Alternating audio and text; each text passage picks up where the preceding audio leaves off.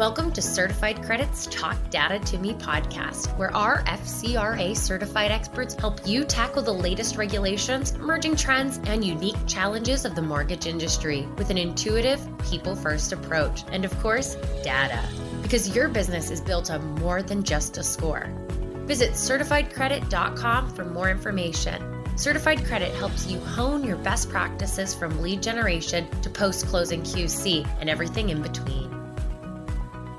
This is Elizabeth Lang-Barton of Certified Credit's Talk Data to Me podcast, and joining me today is Ally Carty of ActiveComply. How are you doing, Ally?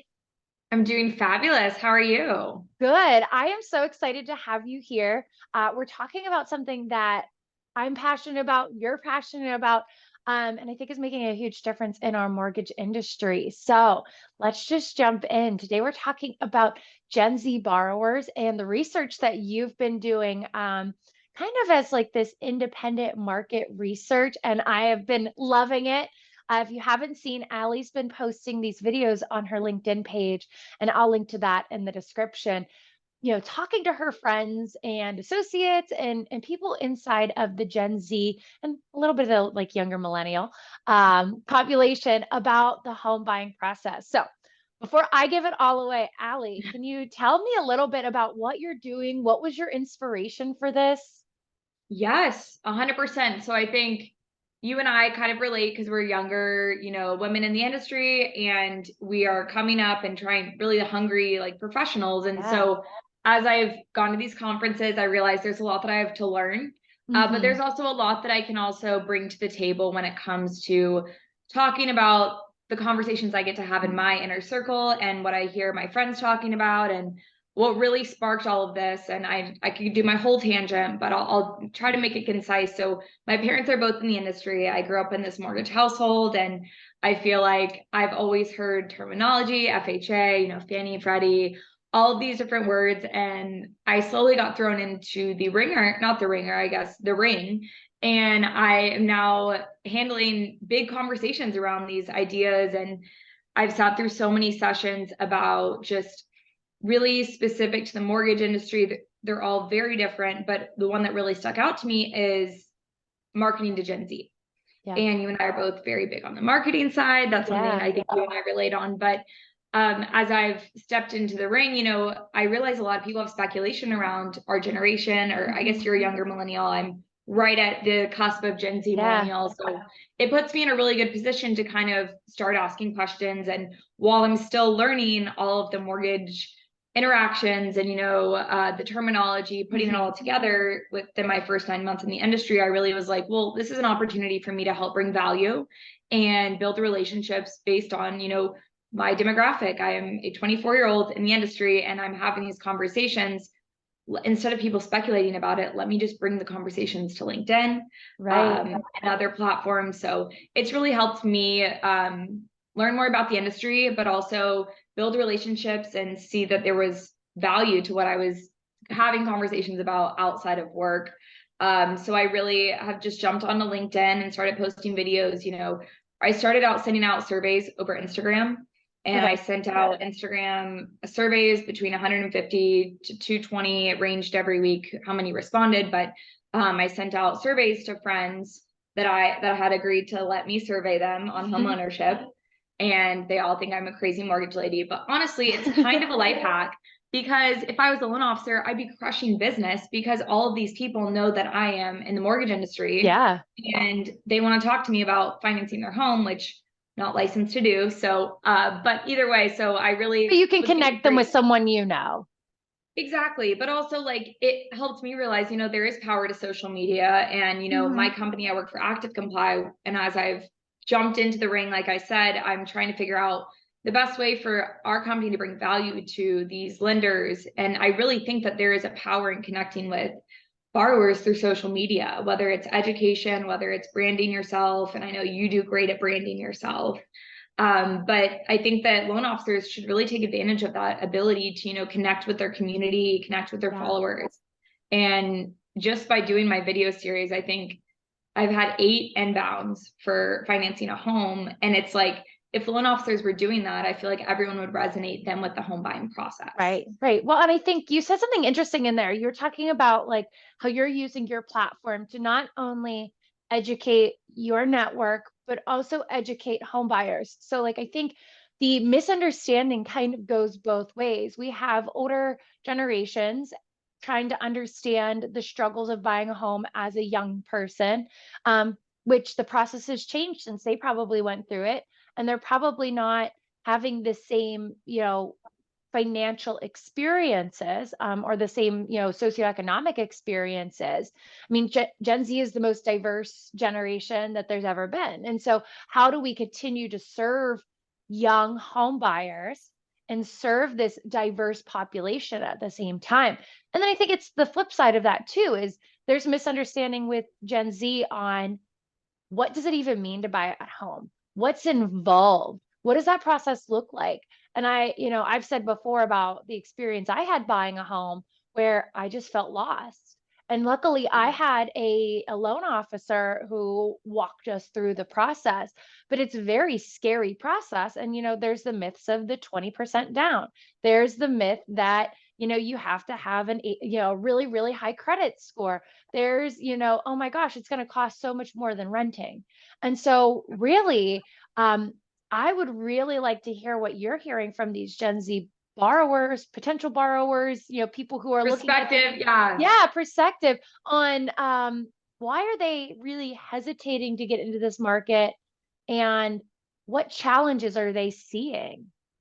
Yeah, 100%. And that's a really good point. So I think with me being thrown into the ring and being like, all right, I'm going to add value through these surveys. I was doing surveys, and a lot of the misconceptions were showing through in the surveys. Like, I think 41% said the biggest obstacle between them and homeownership right now was education and where to start. Like, I think a lot of my friends, it's so weird. And I don't know if it's just me, because I have acknowledged that it's hard for me to reach some different demographics. It's hard for me to reach, those underserved communities. But I think our generation as a whole, having social media growing up, there's this sense of like pride and embarrassment that if we don't know terminologies, if we don't know, what FHA even means, and a lender starts throwing, or a loan officer starts throwing the terminology at us, we're going to be like, great, okay. And then never approach the conversation again. And so through my surveys, I think that a lot of people trusted me as like a friend in their life, and they were like, I can answer this authentically. And so I think the education process, where to start, is a really big issue for our generation. I think the 20% down, like you mentioned, I wrote it down somewhere. I want to say it was about 18% knew about, like, knew that you could get a down payment below 5% on a house. Okay. And then like I had a conversation yesterday for my Get to Know Gen Z Friday today, or Friday. And my friend said, I said, what do you think goes into buying a home? And she was like, I don't know.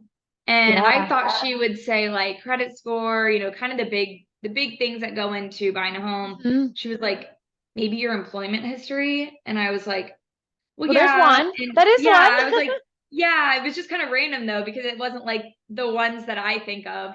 But it was like, there were so many missing that comes up because whenever we're going to look at buying a home, usually they're like, well, you need 2 years. You need to be in a job for 2 years. And that's the one thing I think people do know, is that, okay, I have to be in this job for 2 years, and then I can buy a home. I think it's really interesting though, that you're talking about like this education, because when you talk about FHA, or you talk about DTI, or you talk about these acronyms that we use, all these acronyms. So what that does is it kind of pushes off the borrower, and they're thinking, I don't know what this means. It seems overcomplicated. I can't jump into that process. So I think a takeaway from the mortgage lending side is, hey, let's take a step back. When we're talking to these borrowers, let's pretend that they don't know anything about it. Let's just pretend we're starting at square one. And like, from a marketing standpoint, they say everybody reads at a 5th grade level. Well, we should talk to everybody, not necessarily like dumbing it down, but talk to them at a fifth grade level. Pretend they haven't been exposed to these things before, even if they have, because if they know what you're talking about, they'll be like, yeah, I gotcha. But if they don't know, they're not going to say something. Yes. And I also will say, so the individual, my first survey or my first like interview. So I started with these surveys. I did about 8 different surveys. And then I transitioned to, these one-on-one Zoom calls, kind of like what we're doing right now. Yeah. And I kind of prefaced my friend, I'm like, hey, listen, I'm going to kind of condense the conversation into 5 or 6 minutes for LinkedIn, but really let's have a conversation like you and I are doing now about home ownership. And the first person, we actually went to high school together. We went to college together, but we did not meet until Nashville. We both lived here and we had a mutual friend. And we were the same age. We never met in high school, which was crazy. And so we were both living here, and my friend was like, oh, one of my friends just bought a house. You should talk to him about it. Because Lord knows I'm at 10 Roof. I'm out there just talking about home ownership. Let's talk about buying a house. Why do you rent? All these things. So it's very much my brand outside of social media and work as well. But my friends are like, let me get her someone to talk to. So I get introduced to the first person that I interviewed on my Get to Know Gen Z series. And he was like telling me, he did 2 years of research before entering a conversation with a loan officer. So he knew that was something that he wanted to do. He started the research independent, started Googling, what went into it. So I think as I talked to him, I'm like, did you interact with any TikToks? Because when you Google things, I don't know if you've realized, slowly your TikTok will reflect whatever is top of mind for you. Don't know how it works, but just happens. And so he's like, honestly, I don't think I ever looked it up, but it slowly was showing up on my For You page. He's like, that's how I learned about an FHA loan. And I was like, oh, really? And he was like, honestly, I did about 2 years of research before even approaching like the housing market, looking at houses in Nashville. And I think that that's really going to be a differing factor between any previous generations and ours, because 2 years is a long time to be looking into something. But we have resources like social media and Google and Zillow and all these different things at the palm of our hand to where we want to approach a conversation and be very educated on it to avoid any instance of embarrassment or lack of knowledge. Right. But I was telling him, he was like, there's so many acronyms. And he was like, honestly, the loan officers that would probably win my business are the ones that maybe are posting dumbed down versions of terminology in the mortgage industry. Because he was like, FHA, what does that mean? Like all these things when he's first seen them on TikTok. And so just loan officers that are consistent and educating and like not going into the conversation outside of, let's get you into a house as soon as possible. Because that's another thing. A lot of the people I talk to are like, I can see through a loan officer who's pushing the sale. Like it makes me uncomfortable. And I think I think anyone would feel that way. Yeah, no, and I think that's absolutely right. So whenever we're talking about that, there was a huge conversation at the next mortgage conference about what should you be doing as a loan officer with the underserved and with next gen borrowers. And a lot of them are saying, sit down, have the conversation first. What does your financial picture look like now? What do you expect it to look like in a year? What changes are happening in your life? Why do you want to buy a home? What is your goal? What is your budget? Have you had someone already pull your credit score? Do you know what your credit score is? Start with those basics and then start having the conversation about, okay, now this is what the process looks like. Because what we're finding is as individuals go to LOs, not the, there are ones out there that do the right thing. And we all know that. I mean, most of the time the right thing is done, but there are LOs out there that will go, let's pull your credit. And that's an immediate like, oh, wait, what? Like, aren't you going to take me out to dinner first? Like, it's like, and I don't mean like in the, this is, and that's exactly what it is. We're talking about going straight from, hey, I just met you to third base. We're not talking about, hey, let's get to know each other. Let's make sure that this is a fit because, you might not be the right fit for that borrower and that borrower might not be the right fit for you. And so I think coming into it and understanding what that borrower is going through and what their goals are. Maybe they aren't ready now, but you can nurture that relationship. I think a lot about with the credit side, as soon as you pull someone's credit, if you're doing a hard inquiry, that's going to show up there. That's going to impact their credit. And if they're not ready today, then you've just impacted their score after the next 45 days. You know, they could shop around for 45 days, but if they're not ready in that time period, we've just impacted their score. And it's not a huge impact, but it makes a difference, especially when you're talking about a younger individual who might not have had the time to build that credit. And so there's limited credit history, things like that. And so it's important that we have those conversations with the borrower.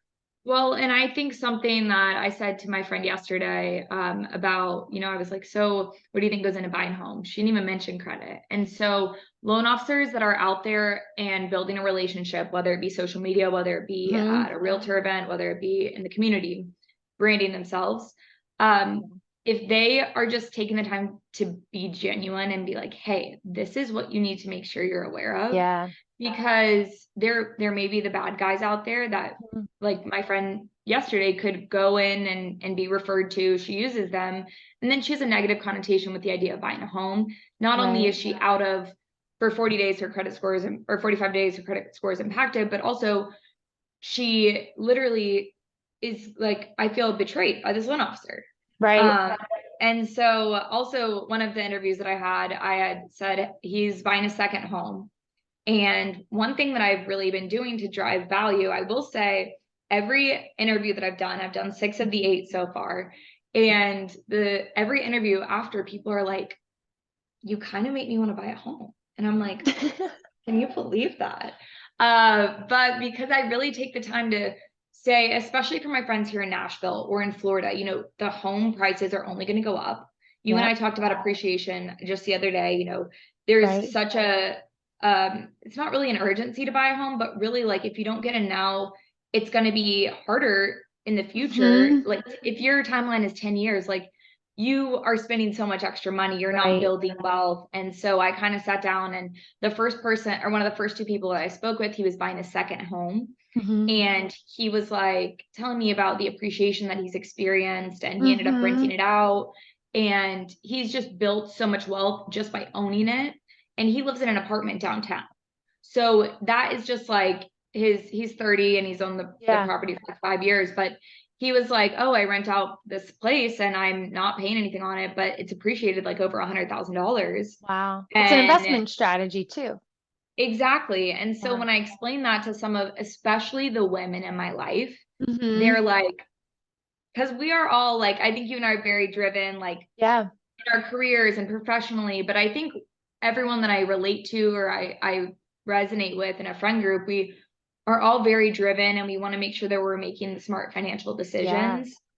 And I think that may not be apparent across every demographic, which, like you said, we're very diverse as a generation, but it is apparent, I think, in everyone that I meet and talk with about homeownership. We want to be financially savvy, and we want to make sure that, like, any way we can save money, we're doing it. And so just sharing the home appreciation values, but also like breaking down the numbers with the borrower.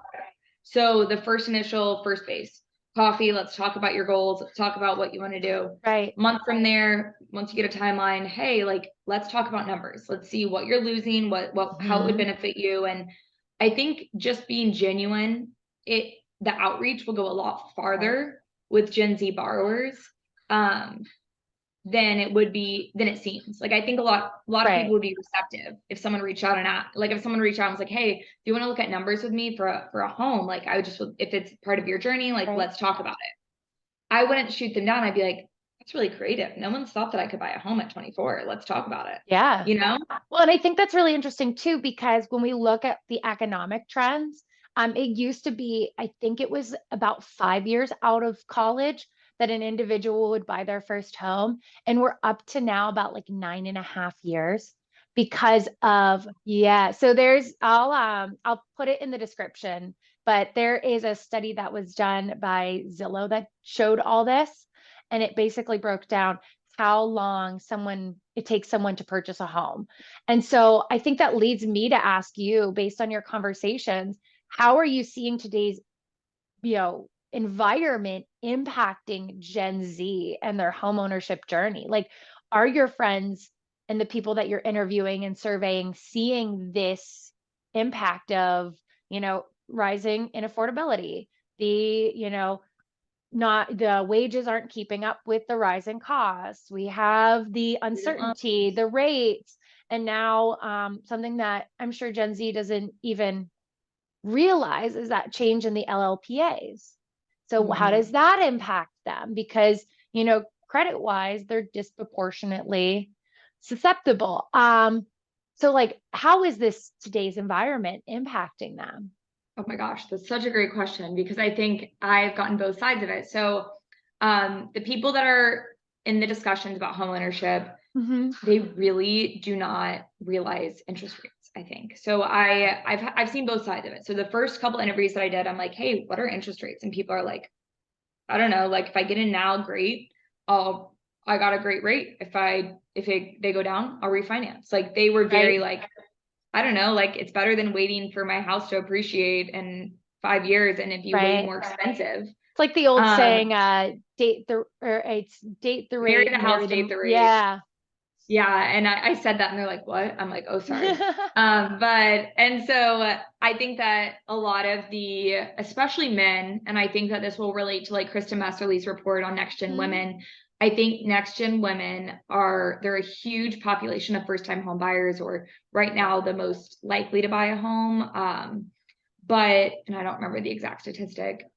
I will say I've been talking to friends, and men in my life right now think it's a lot more, they're a lot more capable of doing it than the women in my life. And I think security comes into play, living in a big city. I think living by yourself, you and I've talked about that. It would give me a lot of anxiety to live in a 3-bedroom house by myself. Right. And I'm a hypocrite if I'm like, hey, come rent out for me, because I talk about buying a home all the time. Yeah. So either way, but I think a lot of the women hear rates and they're like, rate, mayday, like it's not a good time to buy. Right. But the men are like, do you not realize like, hey, these houses are only going to get more expensive, especially in Nashville and South Florida and California.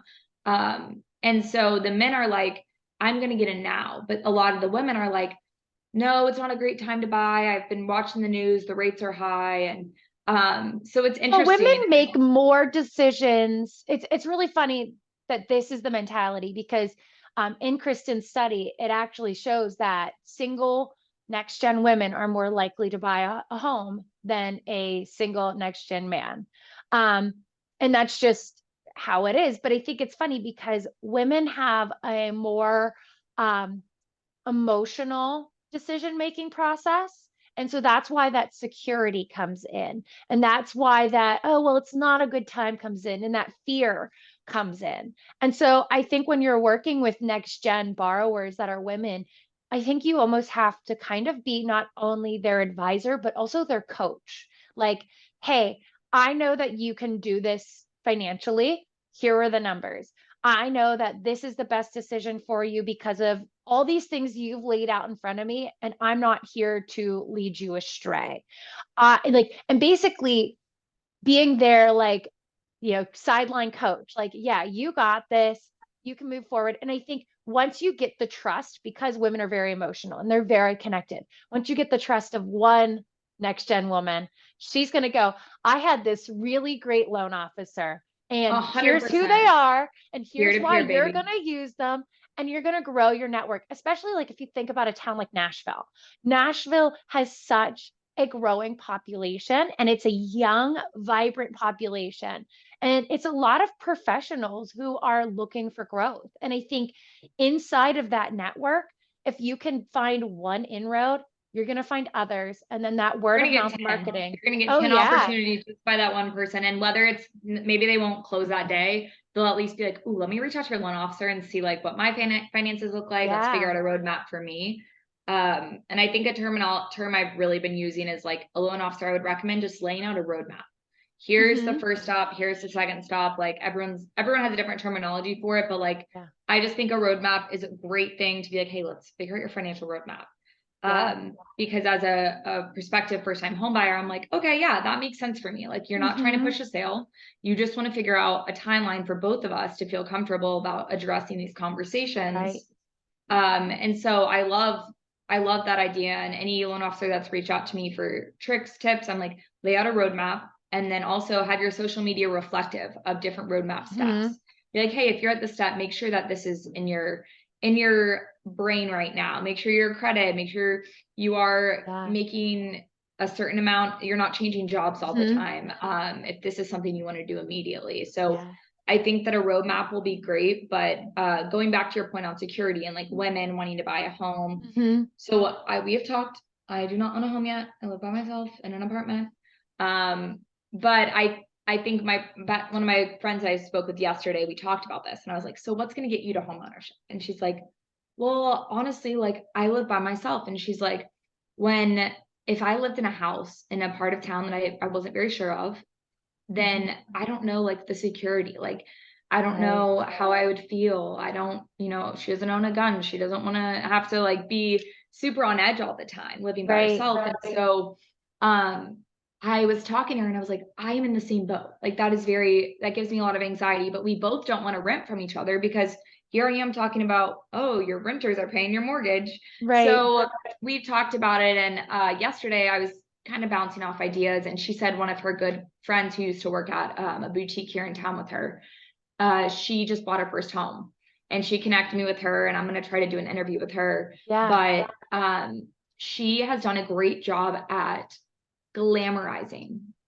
the idea of buying a home as a single woman. So I'm really excited to talk with her, because her social media, she has a whole like story highlight on the home repairs that she's doing. And like you said, you and your husband, you guys kind of glamorized, you were like the next Joanna Gaines. So we our friends were like, you should go as Chip and Joanna for Halloween, because we documented it. And when we did it on Facebook. And so it was just for our friends and family to kind of keep up with our lives.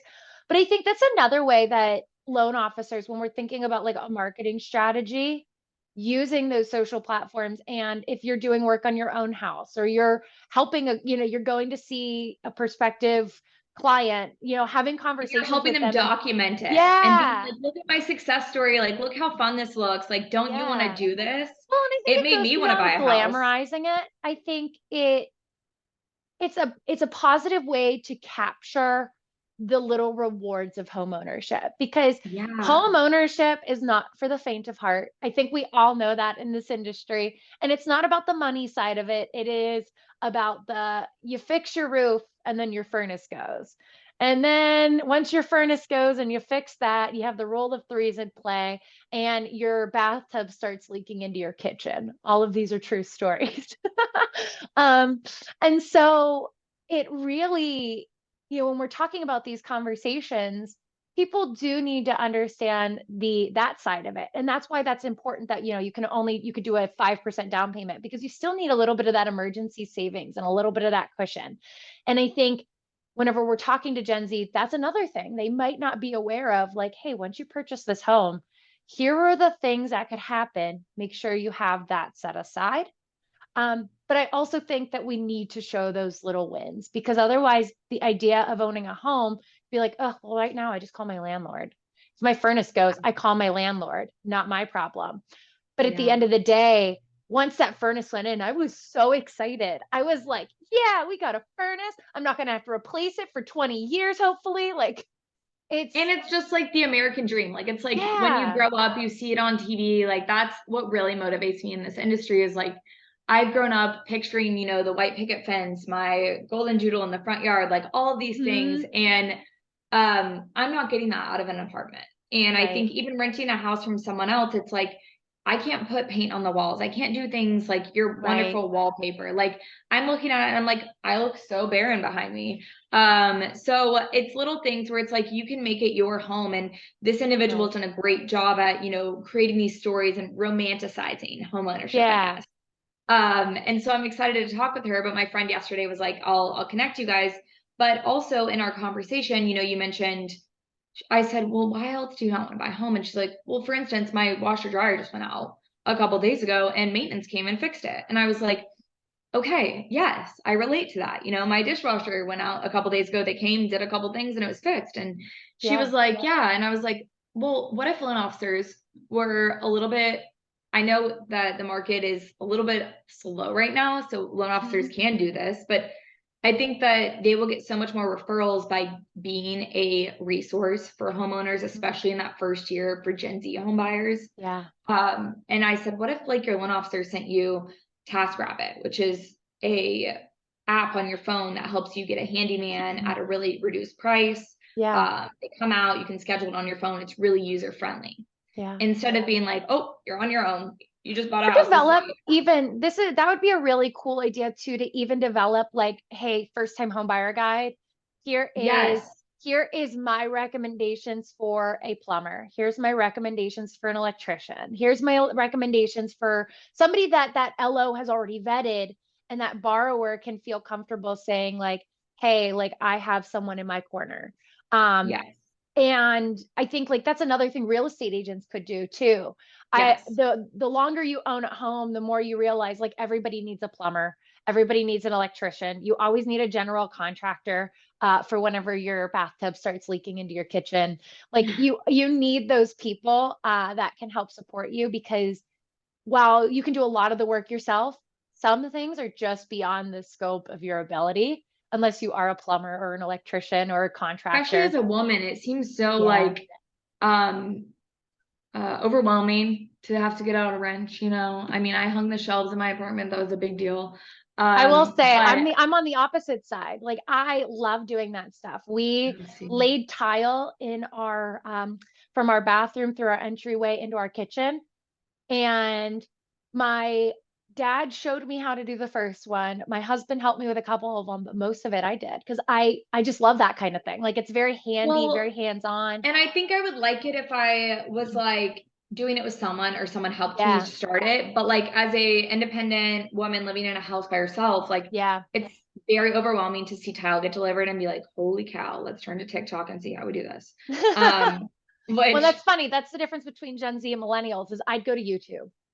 oh, I see, wouldn't yeah, I wouldn't go TikTok how to lay tile. I would go to YouTube and I'd watch some general contractor go through each of the steps, and I'd watch the video to where I was at, pause it, go do the thing, watch the video to where I was at, me pause too. it, do the Yeah, thing. yeah. But I Yeah. would have it on my phone and I'd be like, okay, so, and then like yesterday, I think I was telling you this. Maybe it was you. It might have been later in the afternoon, but my Keurig kept telling me to descale, like Oh yeah. descale. And I'm like, what does this mean? So I like picked up my phone. I'm like, what does descale on a Keurig mean on TikTok? And someone just explained it to me and told me how to fix it. So it was like, I stopped there and I was like, did I really just go to TikTok to Google this Yeah. basically? That's a good note for LOs though. So like if you're a Yeah, loan officer, go on TikTok and like make sure that you're putting in, certain keywords depending on what you're talking about, but create a short video that's like, hey, what is a DTI, debt to income yeah. ratio? What is it? And then What does hashtag it or something because it'll show yeah. up, you know. Yep. And I Hashtag think mortgage, hashtag DTI, hashtag first time home buyer, hashtag home buyer. all the hashtags. Yeah, they now extended it. You can have 2,200 characters in Caption. your caption. Yeah. I found that Well, one I out and think I was very excited. that ties into like how I've jumped into this space and I'm like, hey, social media is a really powerful way to connect with Gen Z homebuyers. And repurposing your content, whatever. Mm-hmm. But people keep pushing back. They're like, do people actually look up homes and how to buy them on TikTok? And I'm like, Yes. if they're not, they're Googling it on the side if it's something they're interested in, and it's showing up anyways. And I actually had a loan officer that reached out to me and was like, hey, I'm loving what you're doing. My goal this year is to connect with Gen Z homebuyers. And just for like a reference, my videos on Get to Know Gen Z on TikTok, primarily my audience is loan officers or anyone in the industry that's like really trying to see any of the research I'm doing. So I'm not like, hey, all my best friends, go follow me. It's not like me trying to gain a lot of followers. It's more so like educational content. But I get like 200, 250 views per video. Mm-hmm. So this loan officer, I don't know how old he is. He was maybe 50, Mm-hmm. maybe early 40s. I don't know. And he just jumped on TikTok and he starts just talking. Hey, do you want to learn how to buy a home? Like just very concise, like 30-second video. He's getting over 900 views per video. He's getting like 5 to 10 comments per video. He's getting like the last video he did, I think he got 50 likes, which like, it doesn't sound overwhelming, but for 5 videos, on his profile, Yeah. that means that 900 people had that on their For You page because he doesn't Right. have a ton of followers. And I was just like, wow, it's Yeah. obviously something that people are looking up separately, and then they're looking it up on TikTok. I Right. don't know. Well, and that's So not a glamorous topic either. We're not no, talking like TikTok influencer level. We're not no, talking, like there's a guy on TikTok that does home hacking. And like we're not talking right. about that guy. We're talking about like, John Smith. 30 seconds. I think Yeah. his name actually is John. Um, John, and he's just so authentic. Yeah. And you can tell he's new to TikTok just because of like he doesn't have a ton of videos, not a ton of editing, like he has captions and stuff, but it was just so amazing to me that like my videos, it had nothing to do with how I looked. It wasn't like, oh, well, she's getting 200 views because of how she looked, like she's young, all these things, she's good at TikTok. No, it's literally like people are looking up mortgages, Right. people are looking up down payments, things like Mm-hmm. that, and it's showing up on their For You page, any type of mortgage content.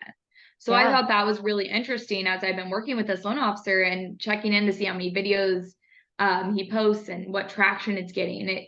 Right. 10 comments may not sound like a ton of opportunity, but like the comment was, hey, what's necessary to even qualify to buy a house? And it's like, Right. reach out, become a resource to that person and Absolutely. build a There you relationship. go. So, Yeah. I love and that.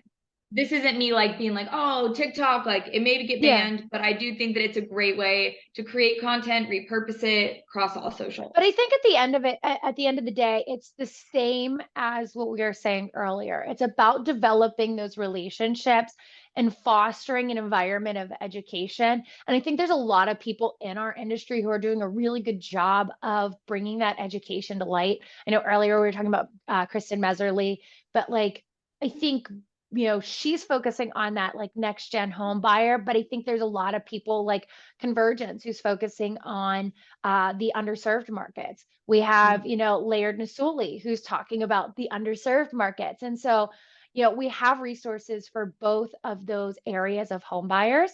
And it's all about everybody saying the same thing: foster relationships, build trust, provide resources. And I often think of things through the light of credit. I'm like you. I was in Nashville during MBA, and I got in the Uber, and I was talking to the person about, oh, do you own a home? And I mean, this isn't a young person. He's probably in his like 40s, which could be young. We're all young at heart. But um, I'm going, do you own a home? Okay, where is your home? Is this your Yeah, first home? Like, is this your second home? Like, what was your process like? How, yeah, what is it like owning a house here in Nashville? What was your mortgage rate like? Like yeah. very personal questions. I'm like, what was the cost of your home? Do you All think my it's friends are like, affordable Ally, here? it's Like, 5:30. You're clocked out. I'm like, no, I gotta clock out. but that's how it is. Like, it's really interesting. And then the people who say like, no, I don't own a home. Well, why not? Like, I talked to a guy in Vegas on my way to ICE where I was like, why don't you own a home? And he's like, well, I have bad credit and this and that. And I'm like, well, you can build your credit. And I was like talking him through ways to build his credit, because I was like, this is what we're supposed to do as mortgage professionals. Like, we're not just here to talk about the business. We're here to really help get borrowers into homes. And so I think this is really cool what you're doing here. So I did want to ask you before we run out of time, um, Yes. what can lenders do besides, building these relationships and getting on TikTok to really help move younger borrowers into the market, help them start their home ownership journey, and truly be that partner that they need? Yeah, that's a great question. I think I'll answer it not as a mortgage professional, but and not even as a Gen Z guru, like just as a personal Gen Yeah. Z perspective, first time home buyer.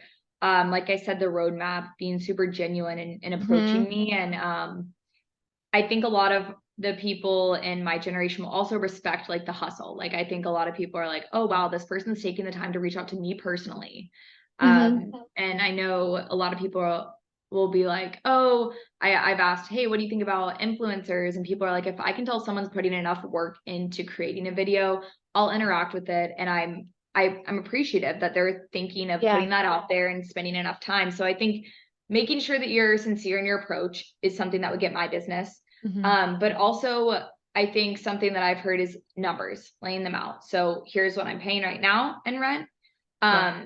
Here's what I would ideally like to be paying. But also this is my goal, and this is the type of house I want. This is what I would like to be paying. And just I would want someone to take the time and the patience to learn about me as a borrower. And Yeah. I think that that's a lot of what I've been hearing across the board. Mhm. And I think fostering the relationship, a lot of friends were like my realtor friend last week, who's similar, but a different type of, approach with prospects or borrowers. He's out in the community. He's building his brand at the airport in Vegas, or in his Uber, he's saying, hey, listen, let's talk about this. Like, this is something that's really exciting, and it could be something that's top of mind for you. And if not, that's Yeah. okay. We don't have to talk about it anymore, but building a brand, not just through socials, because that's a great way. But building your brand in your community and just getting involved, like whether Yeah. it's joining a gym or a Pilates. Mhm. My friend was coaching at the local high school to build relationships that way. But Yeah. I think just being really genuine and trying to get involved and putting the borrower first, I think will be really important. I like that. Put the borrower first. Like Yes. anytime you're looking at it, imagine if you were in the borrower's shoes. Yeah. And I think something that I've been last night just thinking about is um, being studying Gen Z, looking into like what's important, and something that I've realized is a lot of apps and user-friendly Mhm. applications on our phone is something Yeah. that across the board a lot of Gen Z has expectations in. So Mhm. as as a borrower, if someone sent me, hey, I know you're wanting to buy your first house, or maybe they just closed, Yeah. the realtor could do this, but also as a loan officer, being nurturing the relationship and being like, hey, I know you got a garage. Here's a great app that I'm using for my garage door. Um, Yeah. you should look into it. And as a borrower who just bought a home, I'd be like sitting around at a wine night at my first home, being like, guys, look how awesome my loan officer is. He just Yeah. sent me this app to download. And I think it's even past point of sale, because that way you're going to get the friend group and that peer-to-peer interaction Right. that maybe you wouldn't get if it was just, all right, bye, great working with you. Glad you got to finance your home. Right. Right. Well, and if you think about the mortgage industry only has an 18% customer retention rate. This is something that could improve that customer retention rate and also Yeah. help with word of mouth marketing. I think it's really interesting when you're talking about the technology, and I'd be interested to hear what your thought is when it comes to our systems inside of mortgage. And if you think that there's a turnoff for Gen Z when it comes to things like, some places you have to make your mortgage payment with a check every month. You can't do digital direct withdrawal. What would Gen Z say in those situations? Do we need to catch up when it comes to the digital buying experience in order to capture that market? Oh, absolutely. And I think something that's gotten me really excited about being in this industry is there's so much room for Hmm. innovation and just growing as an industry to keep up with. Like, I've been telling people, so I think, yes, payment and like the pre-approval process, there's so many things that are way longer than they should be, and they should be automated, Yeah. in my opinion. But as I've talked with friends and I've taken a look at the real estate industry compared to the Hmm. mortgage industry, I graduated from Florida State in a sorority with like 300 girls. Like Hmm. 15, 17 of them went on to become real estate agents. And one became an LOA because her parents owned an IMB in Florida. Okay. And I was thinking, okay, wow, this is so discouraging for our industry. Like, why are we not having those numbers of people want to enter mortgage? Because I Hmm. grew up in a mortgage household. I know it's a lucrative industry. It's a lot of fun. My dad and mom both love the industry. Yeah. Why is it not a point of conversation at the universities? And so I've really started working or advising, some of the IMBs who are reaching out to recruit young talent, like, get involved at a state level with your universities, be Yeah. present, so that when people are looking at real estate, there is an idea of real estate finance involved as well. Yeah. And just talking to those people and being like, hey, let's talk about becoming a loan officer. Let's talk about getting Hmm. that average age of a loan officer down. Because there is a gap. And I think by encouraging younger people to get involved in the industry, Right. we'll see a big I don't know the word. Like an influx. I think you'll see an influx of Gen Z and younger Yes, home buyers but coming in also we'll too. all be very confused at the technology that is in use at these institutions. It's like I worked at an IMB in Florida during college or during high school at I worked in like Final Docs, like wherever I could put my hands on to help, but I had to work with Encompass, and I was like, oh my gosh, all these different solutions, and they were just so different than, even my high school's software. And so as I've been in the industry, I'm like, that's kind of like a lot of the software that we use. The fact that you may still have to pay a check for your mortgage, I think will really deter some individuals from getting into a home. Yeah, I think the technology is working its way there. Like I know since you probably worked with Encompass, they've made a number of updates. They've moved away from the desktop platform to a cloud-based platform. Oh, good. Yeah, and See, so I haven't been in it in a have while. both. There's both now, and they're pretty easy to use, which is good. But I think when we look at our legacy technology, I think that's one of the things that is kind of holding us back as an industry. And that's why there's such a push to innovate and bring in fintech and start talking about what do these processes look and making sure systems talk to each other. Because as someone who is younger in the mortgage industry, even for me, I'm like, what do you mean we can't do that? Because it's where it's at because of regulations and there's reasons behind it. But I think to attract that younger demographic, we're going to need to continue to, innovate, change our processes, and really try to hone in on how do we make the borrower experience a truly digital experience. Yeah, I'm very interested to see where that goes throughout the longevity of our career, because I think it could really change over time. And we're at the precipice of it. There's something coming. But I will say something that if people are on campus and they're trying to recruit, like there's nothing quite like the mortgage industry. I think everyone in it knows that. The people, just the atmosphere, the liveliness, like when you're out there, it's so hard to articulate like how special the industry is. But I hope that we never lose that, because I've worked for big companies, Oracle, Dell, and it's nothing like that. And I just love the industry because of it. It's such a special process buying a home. And I think the people involved are also so special that I hope that that never goes away with the acceptance of innovation, automation, and trying to encourage. It's still a people business. Yeah. It's still a people business. Still people want to have those conversations in person.